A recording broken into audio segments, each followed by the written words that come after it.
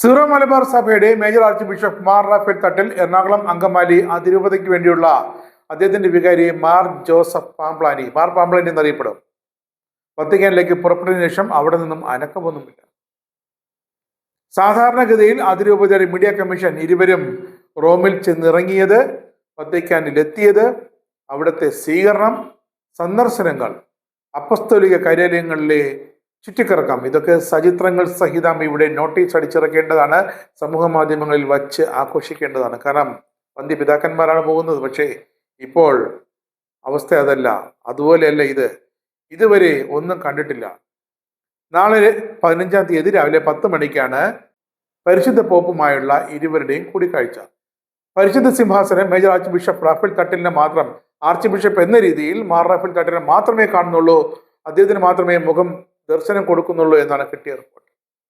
പാംപ്ലാനിക്കുള്ളത് മറ്റ് കർദിനാൾമാർ റെഡിയാക്കി വെച്ചിട്ടുണ്ട്, അവർ കൊടുത്തു. ഇരുവരുടെയും 20-ാം തീയതി വരെയുള്ള പരിപാടികളെല്ലാം തന്നെ ഇവിടെ റദ്ദ് ചെയ്തുകൊണ്ടാണ് തിടുക്കത്തിൽ യാത്ര പുറപ്പെട്ടത്.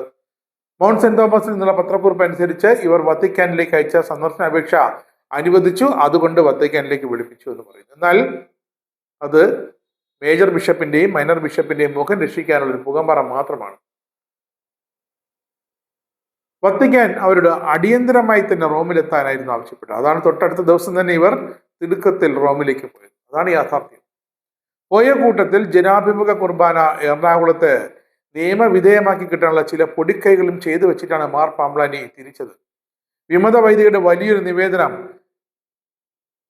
ജനാഭിമുഖ കുർബാന എറണാകുളത്ത് നിയമവിധേയമാക്കണമെന്ന വിമത വൈദികരുടെ വലിയൊരു നിവേദനവും ഇവർ കൊണ്ടുപോയിട്ടുണ്ട്. അതാണ് ഇപ്പോൾ കിട്ടിയ ഏറ്റവും പുതിയ വിവരം. എങ്ങനെയെങ്കിലും ഇല്ലിസിറ്റ് കുർബാന ലിസ്റ്റാക്കിയെടുത്ത് ഇവിടെ ഒരു വേരിയന്റ് ലിറ്റർജി പ്രാബല്യത്തിൽ കൊണ്ടുവരിക മാത്രമാണ്. അങ്ങനെ ഒരു ദുരുദ്ദേശം, ദുരാഗ്രഹമാണ് ഇതിന്റെ പിന്നിലുള്ളത്. എന്തായാലും ഈ ആവശ്യം പണ്ടേ തന്നെ വത്തിക്കാൻ തള്ളിക്കളഞ്ഞാണെന്ന പരമാർത്ഥം ഇവർ മറന്നുപോയിട്ടാണോ, അതോ കാലം ചെയ്ത ഫ്രാൻസിസ് പോപ്പ് പോലും ഇതിനെതിരെ വീഡിയോ സന്ദേശം വരെ അയച്ച് എറണാകുളം അങ്കമാലി അതിരൂപതയ്ക്ക് വേണ്ടി വീഡിയോ സന്ദേശം അയച്ചിട്ട് പോലും അത് തങ്ങൾക്ക് ബാധകമല്ല എന്നാണോ? അങ്ങനെയെങ്കിൽ സഭയിലെ മെത്രാന്മാരെല്ലാം കൂട്ടത്തോടെ നാട് വിടുന്നതാകുന്നത്. കാരണം വിശുദ്ധ കുർബാനയുടെ പേരിൽ ജനാഭിമുഖ കുർബാന അർപ്പിക്കാനുള്ള ഏത് നീക്കത്തെയും നമ്മുടെ പോപ്പ് ലിയോ മാർപ്പാപ്പയും തള്ളിക്കളയുമെന്നത് യാതൊരു സംശയമില്ല. മാർ റാഫേൽ തട്ടിനെ കർദിനാളാക്കി ഉയർത്തിയെടുത്ത് അങ്ങനെ ഒരു പ്രചരണം കൊണ്ടുവന്ന് അപ്പോൾ കേരളത്തിലെ മാധ്യമങ്ങളിൽ അങ്ങനെ ഒരു വാർത്ത പരന്നു വന്നാൽ വത്തിക്കാൻ അത് കേൾക്കുമ്പോഴാണ് ഇവിടേക്ക് ഒരു വികലമായ ചിന്ത. അങ്ങനെ വന്നാൽ ആരോപണങ്ങളുടെയും വിമർശനങ്ങളുടെയും മുനയൊടിക്കാം. ഇതാണ് എൻ്റെ ഗൂഢമായ ഉദ്ദേശം. അതാണ് ഈ റോമിലേക്കുള്ള യാത്ര ഒരു ലക്ഷ്യമെന്ന് പറയുന്നത്. ഇതിന് റോമിലും ചടുവിലിക്കുന്നത് ബിഷപ്പ് സ്റ്റീഫൻ ചെറുപ്രന്താണ്. വാസ്തവം പറഞ്ഞാൽ എറണാകുളത്ത് സീറോ മലബാർ സഭയിൽ എറണാകുളത്തെ അതിരൂപതയിൽ നടന്നുകൊണ്ടിരിക്കുന്ന പൗരോഹിത്യ അച്ചടക്ക രാഹിത്യത്തിനെതിരെ മുന്നറിയിപ്പ് നൽകി വേദ്യം ചെയ്യാനാണ് ഈ 2 മേജർ ബിഷപ്പിനെയും മൈനർ ബിഷപ്പിനെയും വിളിച്ചു വരുത്തിയത്. അല്ലാതെ മാർ റാഫേൽ തട്ടിന് പാത്രിയർക്കീസ് പദവി നൽകി കോമാളി വേഷം കെട്ടിക്കാനൊന്നുമല്ല.